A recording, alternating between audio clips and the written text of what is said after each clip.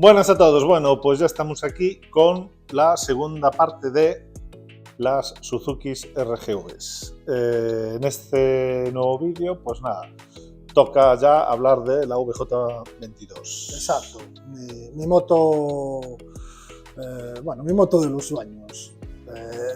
En el garaje tenemos muchas motos. Bueno, yo voy a hablar por mí, claro, porque este de los tiempos tiene poco. Pero bueno, en el garaje tengo muchas motos y sería la última que vendería. O sea, si hubiera que seguir un orden de venta por necesidad, pues esta sería la última. Yo, a ver, te voy a comentar, mira, el otro día escuché una frase muy buena que decía uno que tenía su sueño era comprar un yate y le dice el otro, pues yo, la verdad, yo no necesito un yate, yo lo que necesito es un amigo que tenga un yate. Ya Bueno, a mí me pasa lo mismo, o sea, a él le pasa con la RGV, pero a mí me pasa lo mismo con las Ducatis. Claro, como él ya tiene un montón de Ducatis, ¿para qué voy a tener yo otra? No tiene sentido. Pues en este caso nos compenetramos bien. Exacto. Mundo Ducati, mundo dos tiempos. Entonces, la unión perfecta. Bueno, hablando un poco, os comentábamos en el vídeo anterior, cuando hablamos de la VJ21, entraron aquí también gracias a un campeonato. En este caso, la VJ22 también. También, sí. Creo, a ver, no hay mucha información de este campeonato y en esa época pues me pilla un poco, aún no estaba metido con las RGVs. Entonces, creo que hubo tres ediciones de la Copa y en el 92, eso sí que lo sé, en el 92 se corrió con la VJ22, la Copa Suzuki, aquí en España. Y además, esas motos vinieron con una decoración específica. Así como las VJ21 no, había un pupurrí de decoraciones en la Copa. En esta Copa con la VJ22 eran todas Lucky Strike. Coincidió también con, bueno, lógicamente Swan seguía corriendo con Suzuki en 500 y ya nos llevaba los colores Pepsi, llevaba los colores de Lucky Strike. Y entonces vinieron con esa decoración. Vinieron también, eso sí que lo sé, con una centralita específica, una versión un poco modificada respecto a la estándar. Bueno, ya después cuando hablemos un poco de las características técnicas os comentaré curiosidades de esa centralita.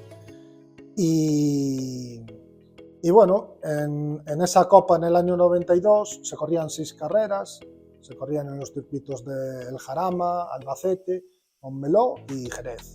Luego había alguna carrera que se corría 2 veces. Y bueno, tú también sabrás. A ver, hay muy poca información, pero sabemos que en ese año ganó un piloto, Miguel Tey, que posteriormente en el año 96 fue campeón de España en la categoría de 2,5 con Honda. Y en el año 2000 fue campeón de Europa en Supersport. Manco no era. O sea, que manco era. Y sí que sé, así como anécdota, que llegó a intentar correr una carrera de 500. En el 2001 creo que en Valencia, pero no clasificó. Bueno. Con Honda, ¿eh? Con Honda. Como curiosidad, y conocéis ya por el canal, Manel, ¿os acordáis del proyecto de la 851, la Hercules? Resulta que tuvo esta moto con la que ganó el sí, Miguel Tey. La disfrutó al cabo, después de los años, ¿no? Y la tuvo una buena temporada en propiedad y la estuvo disfrutando. O sea que al final mundo es muy pequeño. Si nos da permiso, ponemos aquí una fotillo de él. Pero tenemos que pedir permiso. Y seguro que nos lo da. Si no, le pincelamos la cara. Eso.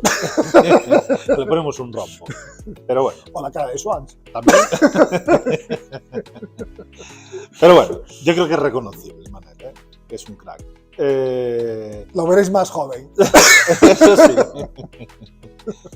Pero bueno, entonces, no sé, cuéntanos un poco del modelo VJ22. A ver, el modelo VJ22 es una evolución, pero importante, del VJ21. Y las partes más importantes y que además se ven más claramente son las suspensiones.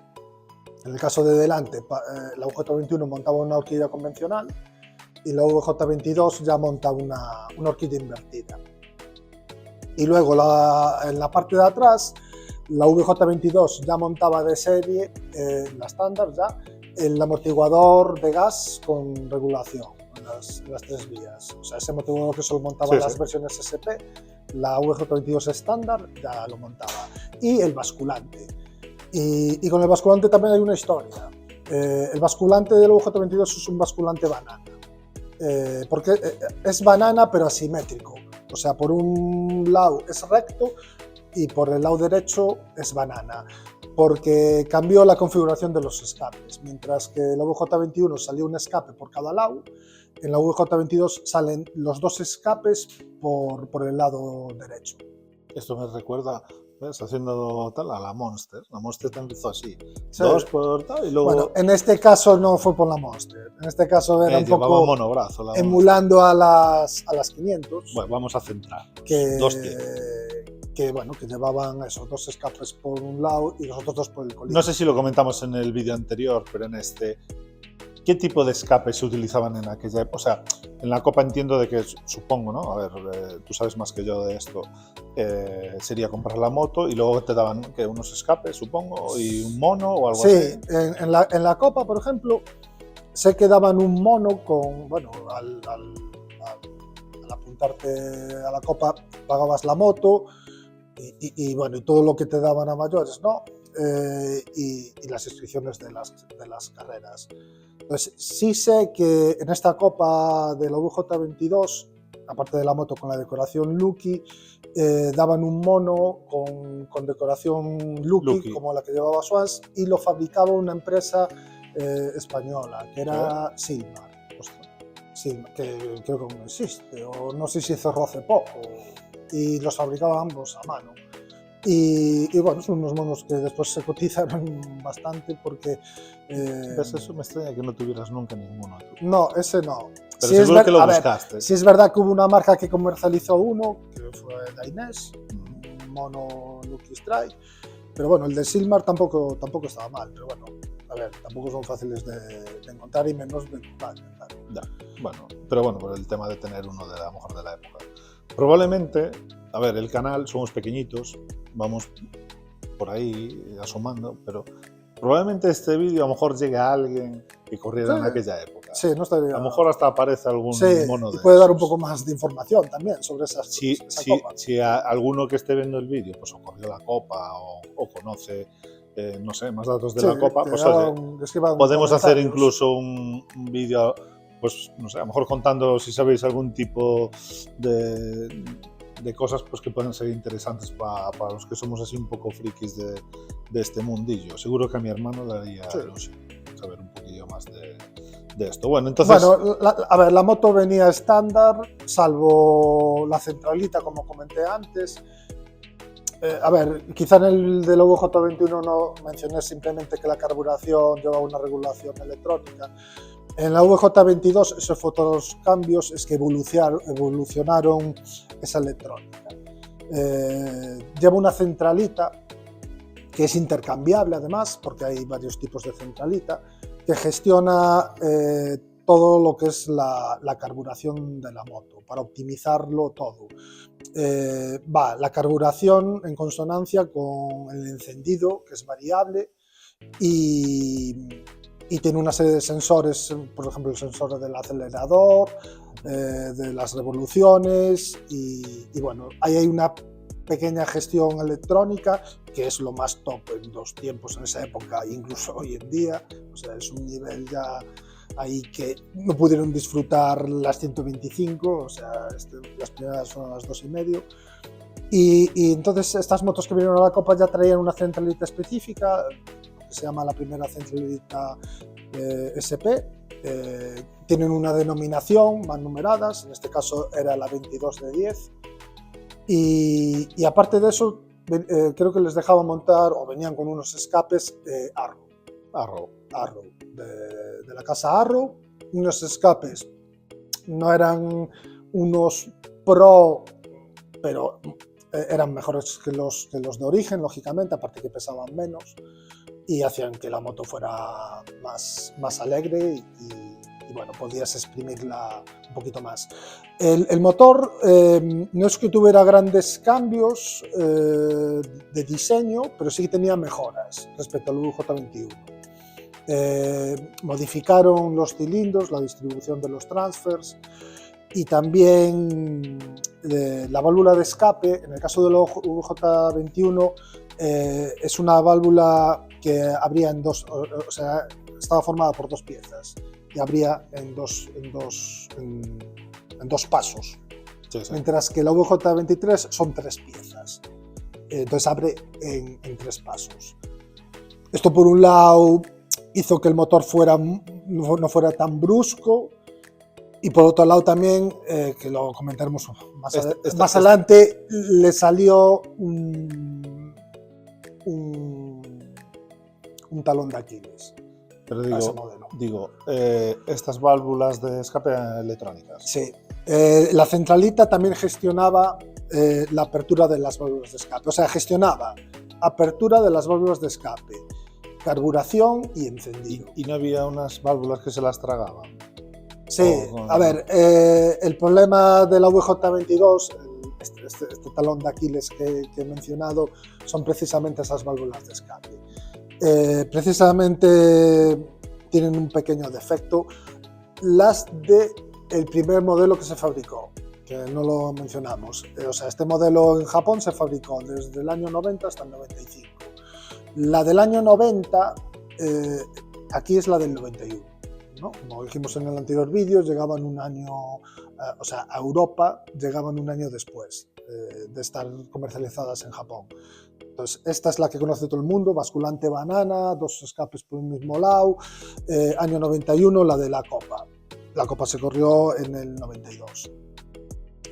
Pues esta válvula de escape, la pieza central, trae un pin por donde deslizan las otras dos piezas laterales.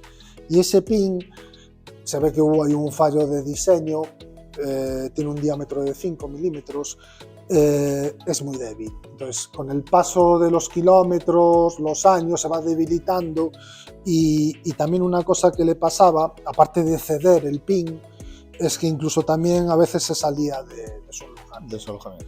Pero bueno, el problema es que una vez que cedía el pin, esas piezas movibles que entraban y salían del cilindro empezaban a asomar más de la cuenta. Y cuando asomaban más de la cuenta, trincaban el pistón. Se encontraban. O los aros del pistón. Se encontraban con algo que y pasaba. Se armaba el desastre de padre. Pero eso solo fue en el modelo 91. ¿Y no hubo una evolución o había un fabricante que hacía unos mejorados? No, a ver, a raíz de esto, pero esto ya fue con los años. En esa época no había nada. Suzuki se dio cuenta del fallo, entonces en el año 92 lo que hizo fue agrandar el pin. En vez de ser de 5 milímetros de diámetro, es de 6. Y a partir de ahí, por lo que yo sé, se acabaron los problemas. ¿Qué pasa? Había muchas motos del 91 en circulación por todo el mundo que tenían ese problema. Entonces, sí, surgieron fabricantes paralelos que empezaron a fabricar esas válvulas de escape, pero con otros diseños. Y, por ejemplo, yo en mi moto tengo un diseño que tuve suerte, porque ya no se comercializa, aunque bueno, hay otras marcas. Cougar. En el caso de mi moto, la pieza central es mecanizada. O sea, ese no es una pieza en la que hay un pin insertado. Cuando digo pin, me refiero, es un pequeño eje, sino que está mecanizado el eje en la propia pieza. Entonces, ahí ya no cede. En mi caso, son unas piezas que fabricaba un preparador que se llamaba Tekukaro, que era japonés.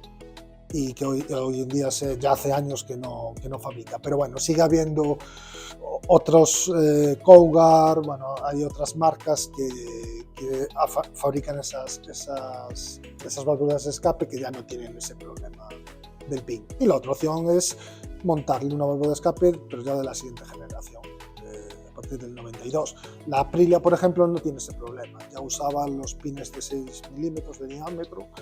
Entonces ese recambio se podrá incluso a lo mejor conseguir en origen.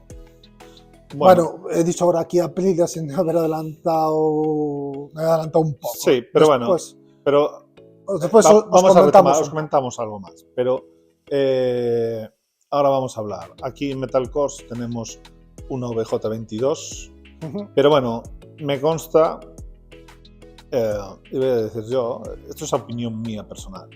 Este es muy enfermo y todas las cosas que le pudo hacer a la moto se las ha hecho y más. Entonces,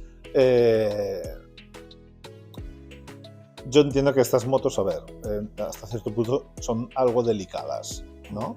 O sea, las motos de serie no tenían por qué dar, excepto esto que estamos comentando ahora un poco No, y tal, pero eran motos relativamente fiables. A ver, está claro, a ver, con el paso de los años, el haber toqueteado tanto esta moto, va a servir de aprendizaje. Hoy en día con internet hay acceso a muchísima información, a manuales de taller de la moto, aprendes mucho de la moto y luego, bueno, la experiencia de haber tenido esta moto la usé por la calle, no sé, unos 4 o 5 años, la estuve usando por la calle, salía de ruta con mi hermano, que llevaba motos más grandes y tal, y vivimos en Galicia, aquí las rectas no abundan y como mucho, vamos, no pasan el medio kilómetro. Bueno. Entonces, podía acompañarles fácilmente. A lo que iba, es un motor de serie muy fiable. ¿De serie? ¿Cuántos caballos?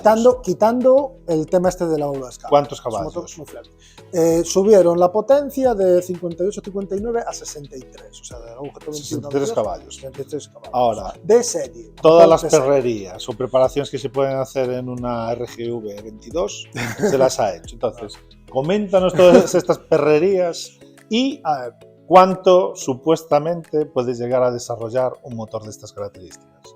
Sí, buena pregunta. A ver, este motor le puedes hacer muchísimas perrerías y no solo eso, sino hay muchísimo material para mejorarlo en el mercado de fabricantes. Incluso puedes encontrar, lógicamente, en segunda mano de material oficial de Suzuki. Suzuki comercializaba un kit específico para mejorar la moto y participar en el campeonato japonés de la F3. Estamos hablando de escapes, láminas, cilindros, culatas, centralita, caja de filtro del aire. Luego también se pueden hacer mejoras. Sí, se puede hacer de todo, pero háblanos de la tuya, ¿no? Ya nos ha quedado claro que podemos comprar de todo. La mía, como mi cabeza no paraba La cabeza no para. Bueno, pues empecé por pequeñas cosas hasta acabar totalmente en lo que yo creo que es un nivel de preparación alto. La mía actualmente, la base es de una SP. Lleva embrague en seco, lleva caja de relación cerrada, lleva culatas de SP. Las culatas de SP se identifican visualmente fácil porque llevan la bujía perpendicular, mientras que las culatas estándar van oblicuas, entran en oblicuo.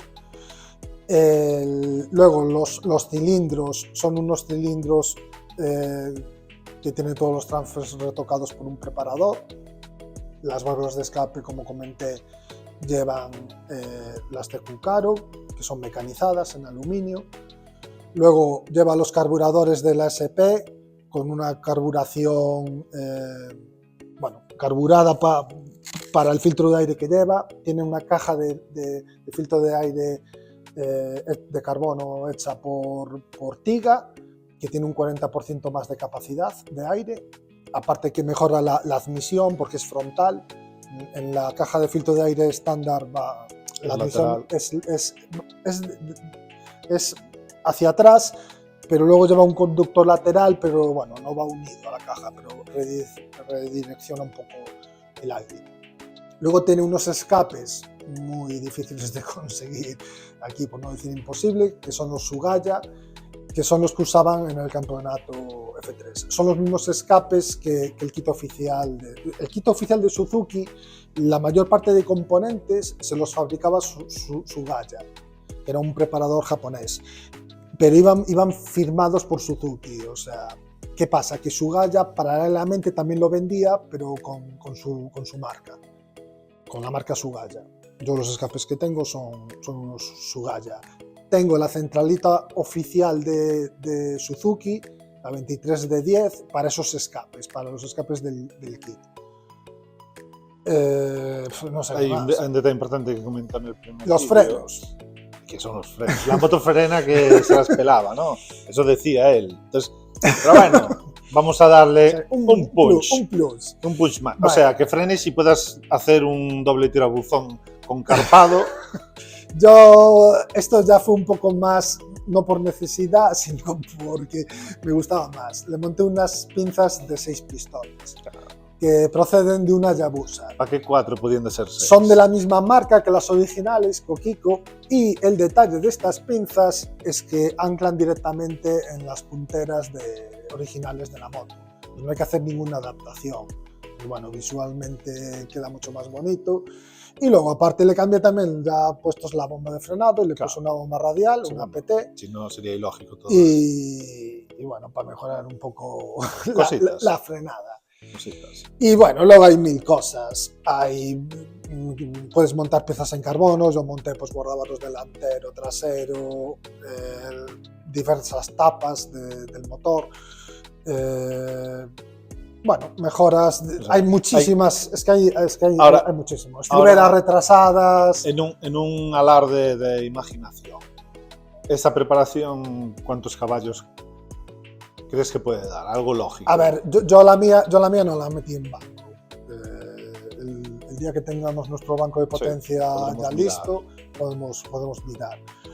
Pero bueno, un poco por lo que leí del kit oficial y tal, seguramente esté en los 70 caballos. 70 caballos, 70 caballos. Y peso bastante menos porque estás quitando faro. A ver, hoy en día, yo cuando hice toda esta preparación, la moto la puse de circuito con sus fibras, fui a rodadas, pero bueno, hoy en día la estoy volviendo a poner de calle, pero de calle simplemente los carenados y las luces, o sea, la preparación va a seguir tal cual está. No es una moto que tenga pensado hacer muchos kilómetros en ella, sino simplemente algún fin de semana, darle una vueltecilla y poco más. Entonces, bueno, lo que tú dices, a nivel de peso, seguramente cuando estaba de pista, pues andaría en los 120 kilos, bueno, más o menos. Ahora mismo de calle va a andar cerca de los 150 kilos. Esto es otro detalle que cambió de la VJ21 a la 22.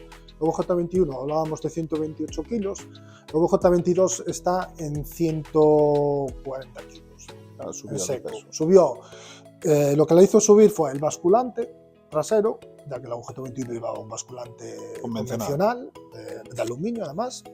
Esta no, esta al ser banana pues pesa más, y la horquilla delantera, la horquilla invertida también pesa más, entonces hizo incrementar un poco el peso de la moto. Luego a nivel prestacional se mantuvo porque también ganó un poco de potencia, mejoró también su eficiencia en el motor y anda también, declaraban sobre 210 kilómetros por hora reales, la moto de serie.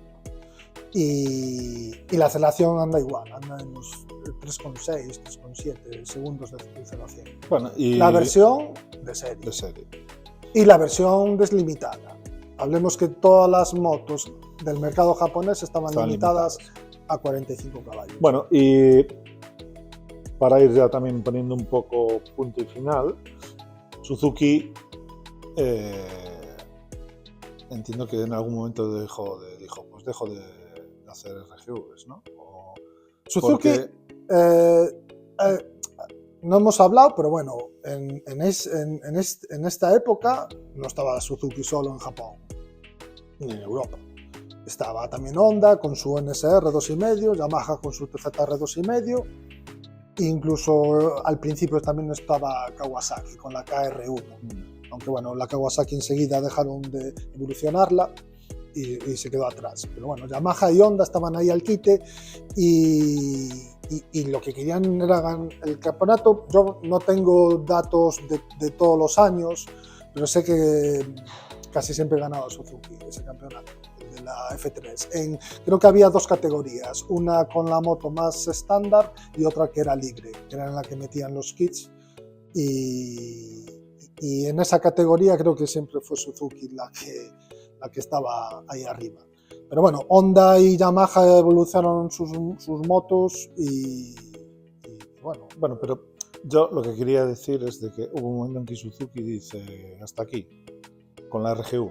Sí, a ver, es lo que te iba a comentar. Honda y Yamaha tienen modelos equiparables a la VJ22 y ahí se quedaron. En el caso de Yamaha es la 3XV, en el caso de Honda es la MC28. O sea, eran los equivalentes, ¿no?, a la VJ22. Vale, y ahí pararon. Ahí pararon, tanto Yamaha como Honda. Bueno, y luego sucedió una cosa realmente curiosa, Sí. que Aprilia saca una 2,5. No, pero fue antes de que sacara Aprilia. ¿Sí? O sea, la VJ22 se dejó de fabricar en el año 95. Ajá. Ahí tanto Yamaha como Honda también dejaron de evolucionar sus modelos y Suzuki hizo algo muy raro, la verdad, que fue hacer un modelo, o sea, un posterior modelo, la VJ23, pero que además no derivaba de la VJ22, rediseñó toda la ¿Pero moto. en qué año fue eso? En el 96. O sea, La sacó en el 96. La 22 Solo paró en el 95. y en el 96 ya la sacó. Sacó. Yo pensaba que había un la espacio de tiempo. No había ningún espacio. O sea, no. fue. Sí. Y entonces ahí, que es a lo Se que voy fabricó ahora, 2 años. no queremos hablar mucho de la 23, No. porque eso va a ser para el próximo vídeo. Pero, quiero decir, Aprilia saca la RS 2,5 En el 98. en el 98. Sí, 97. 98. O sea, 2 años después de la 97. Bueno, ahí, entonces estuvo ahí. Estuvo ahí. O sea, en el momento que Suzuki deja de comercializar la VJ22, aparece Aprilia Claro. en Europa. Pero ahora diréis, En ¿y Europa. por qué este hombre está hablando de Aprilia? ¿Y qué tiene que ver esto con Suzuki? Porque la Aprilia Sí. montaba motor Suzuki. O sea, la Aprilia RS 2,5 le compró los derechos de fabricación del motor VJ22 a Suzuki. Y Suzuki se los vendió. ¿Por qué se los vendió? Porque dejó de fabricar ese modelo. O sea, en el 95 lo dejó de fabricar y Aprilia empezó en el 97 a fabricar. 2 años después. Sí, 2 años después, más o menos. Y le compró los derechos, Suzuki se los vendió. Y bueno, para que lo sepáis, porque aquí también hay mucha leyenda urbana de que la Aprilia monta un Rotax, vamos, la 2,5 y no. La Aprilia RS 2,5, que hay 2 versiones, la MK1 y la MK2, monta el motor de Suzuki RGV VJ22. Sí que hicieron unas pequeñas mejoras que ya comentaremos si hacemos un futuro. Si queréis vídeo que os de la hablemos Aprilia. de las 2 Aprilias, en este caso, Sí, comentarlo. ponerlos en comentarios. Ahora mismo no tenemos, pero hemos tenido 2. Tres. Tuvimos 2 MK2 y una MK1, pero la MK1 no llegó a estar operativa. Vale. Pero las MK2 tuvimos 2 MK2. Sí. Y claro, al final es el mismo motor.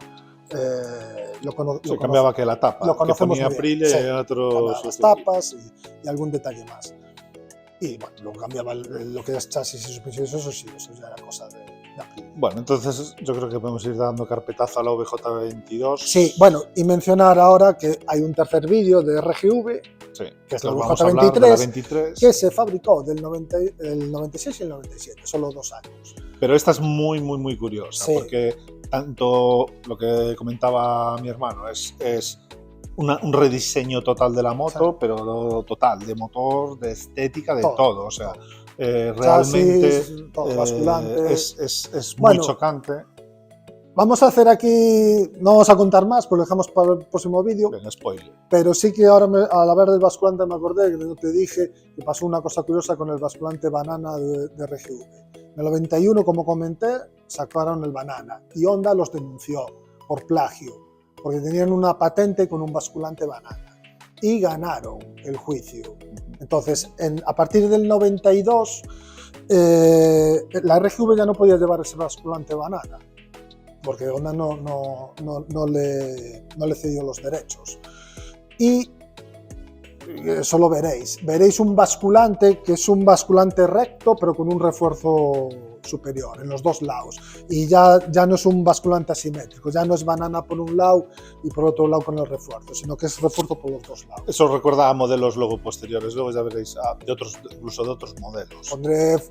Pondré fotillos aquí y veréis la diferencia. Nada, Pero es bueno, la curiosidad esa de qué onda los de pero eso en el próximo vídeo. O sea, pues nada, si queréis saber un poco más de estas Suzukis dos tiempos, ahora solo os queda saber un poco de la 23, pero nada, lo veréis en breve en el próximo vídeo. O sea venga, que, venga, un chao a saludo, todos, chao. chao.